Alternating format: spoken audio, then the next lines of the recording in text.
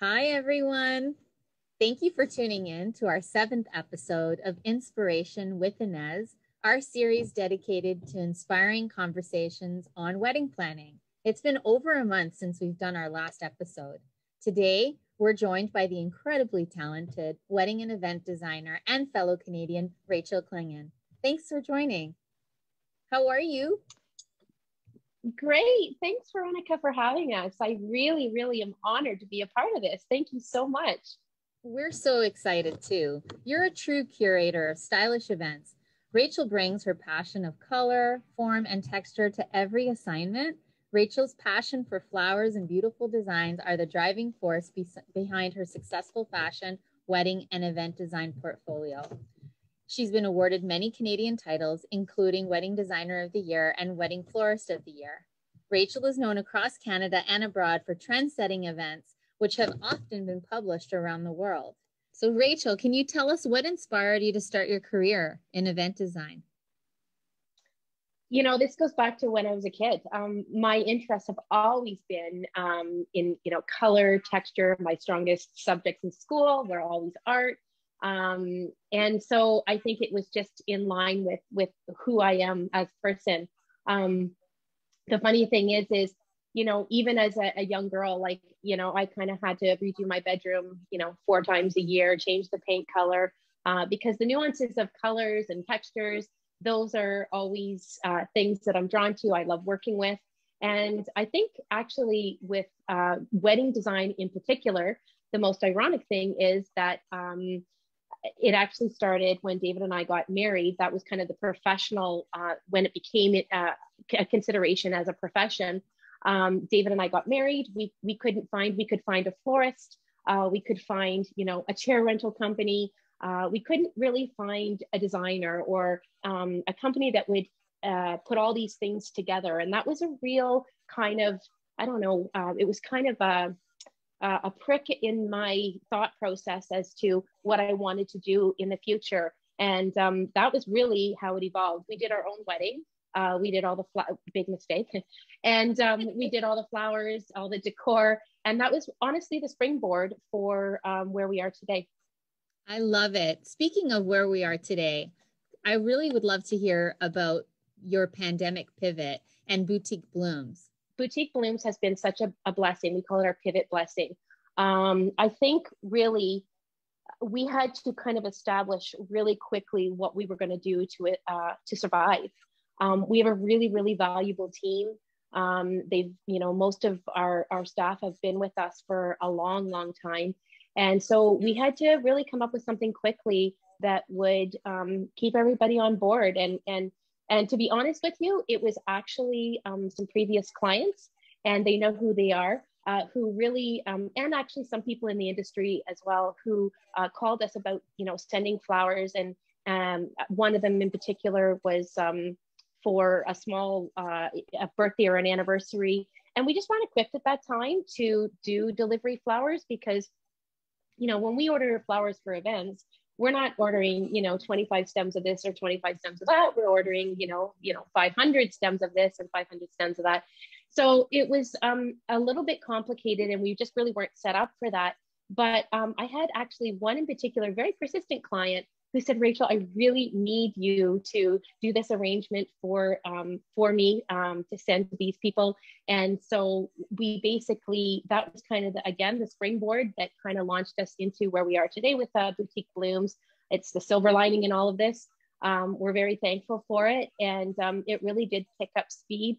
We ran into a lot of logistical kind of challenges at the very beginning because even a lot of the growers and a lot of the wholesalers were having their own issues dealing with the pandemic, and supply chains were really challenging.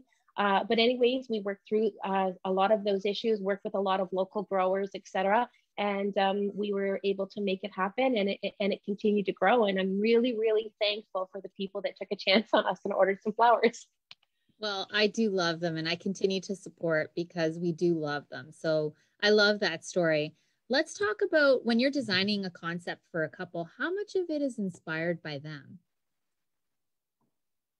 On another interview, I was thinking about this, Veronica, when we were chatting and earlier, and you know, it's interesting. A lot of people may think that, you know, it's all depends on the client style, and but that isn't always the case. And I was trying to think in my mind when we work with clients what the ratio would be, and you know, it probably actually is about half and half. Some of our clients have a really established vision of what they want for their wedding, and a lot of it is dependent on maybe things that they like, their home, the way that they've designed their home.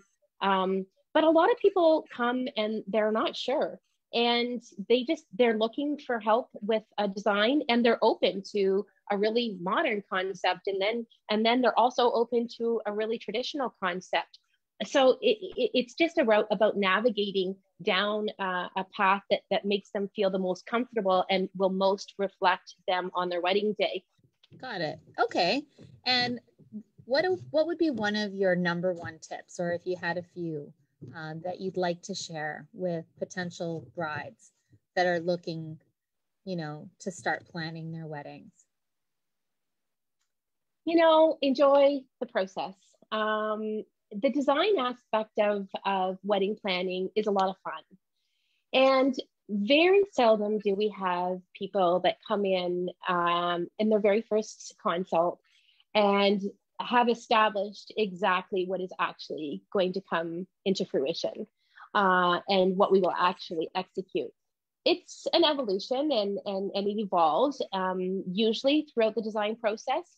And it's a lot of fun. So I say to people, just allow that space for creativity. Sometimes when you come in with a very distinct vision, you might lose out on some of the, you know, maybe a new concept that hasn't been done before. Some people don't like that. That scares them because then they can't see it in an image, right? So they Correct. they aren't sure if they want to do that because, well, show it to me in a picture. Well, we don't have it in a photo because you would be the first, but it's a new design, right? Yeah. So I don't know. I don't know if it's like that even when you guys are designing gowns, because like if they have a picture of exactly what they want, that's fine. But sometimes then, you know, what about the idea that you might have just to change this or change that to add a little something different? You know, I don't know if those are conversations that you have or not, but I would say let the creative process be. And I think they will enjoy the design process a lot more by doing that. The other thing, another important factor too in designing an event is, you know, these are practical things, and I hate talking about practical things because I'm not really practical. I'm more, you know, creative, and those two things don't often align. But from a practical perspective, you know, do your research. Look into your vendors in advance, and most reputable companies rather are able to give you some insight on pricing in advance, so that you can allocate and you know, figure out what your comfort level is with budget, so that when you come in, you're prepared for that, and then that process can go a little bit more efficiently. And I think most vendors would tell you the same, no matter, you know, what part of the wedding planning process you're in. Just do your research. I think those are great tips. And I do think that there's different types of individuals. There's those that want to be the trendsetter and will take a chance on something that they haven't seen in an image. And then there's some that feel comfortable just knowing what it is and aren't able to visualize it. So it's understandable that you will get a little bit of both, but I think those are great tips. How does the venue choice play into the overall design of the wedding? Oh, I'm so glad you asked that, because that actually pairs with the last, you know, with the last question, in so much as, you know, when you have a venue, things to consider. There are so many things to consider. You know, especially when it comes to design. If you have a really traditional venue with a lot of traditional decor, you know, and you want a really modern vibe, what are we doing to merge those two things? You know, I mean, there are ways to do that. Are we going to cover up the entire room with a room liner or a draping to neutralize the space, or so that you can have a more modern concept within that space? Or are you going to work with the existing atmosphere? or the existing style. The other thing to consider with venues is lighting. You know, some venues don't have a lot of natural light. So these are definitely things to consider. And, you know, when it works with, and I'm big on this, I know I'm not a venue, but I'm big on learning what your expectations are for your images after the event in the space that you are going to have your wedding. Because an outdoor wedding, for example, is going to have an entirely different, it's going to have very different lighting than inside, and especially inside if there isn't a lot of natural light. So, and a lot of times when people come with inspiration photos, you know, a light pink rose inside with no light is going to look very different than in a room full of windows. So these are things to consider if you want your wedding to have a certain, or the images or the feel of your wedding to have a certain, you know, look. So lighting is important in a venue. Yeah, definitely the style. Are you working with the style of the venue, or do you actually want to kind of hide that and transform it? The other thing too, I think, is the ceiling height, because these are things to consider when designing your wedding, because, you know, if you have low ceilings, do you really want to do really high centerpieces? That might bring the ceiling even lower. Or if you have low ceilings, but your heart desire is to have a suspended treatment over the dance floor, a floral treatment, a big feature of some description, you know, you have to make sure that there's rigging points. And I mean, our team, we're very familiar with a lot of the venues, you know, in the Southern Ontario area. So we will know if there's rigging points, but these are definitely things to consider when you're considering design and considering your venue choice as well. High ceilings, you know, do they have rigging points if you want to if you want to suspend things, and also the style of the venue. So Rachel, what does design mean to you? As far as wedding and event design, I think it's really about incorporating texture, color, and lighting. I think these are all important things. It's not just flowers, and it's just not the elements that you use with the flowers. It's collaborating and making all those things work together.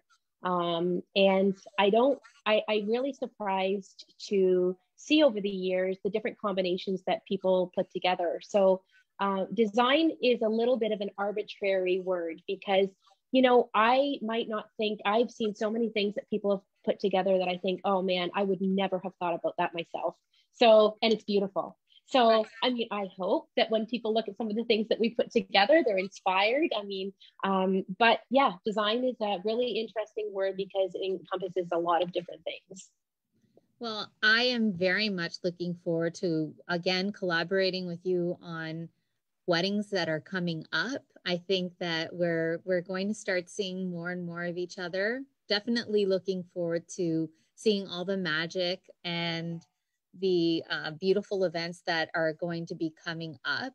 And I guess until then, I want to thank you so much for joining us. It truly was an honor to have you here and to be able to speak to our brides. And I look forward to seeing you again soon. Oh, Veronica, thank you so much. We have worked together really kind of behind the scenes, because we aren't always on the jobs, on our assignments together, but really we have had mutual clients over the last years. And I think I had mentioned to you, I'm sure we've had over 100 brides who have worn an InesdiSanto gown. So I think that's pretty cool. And I really appreciate you reaching out to us to do this little segment together. And I always have, as a reminder of your beautiful work, I always have my little beautiful photo that Ines did for us. I don't know if you were aware that we had that. Did you know that? No, that is such a little treat. I love that you brought that on. What a great surprise. That's fantastic. Yeah.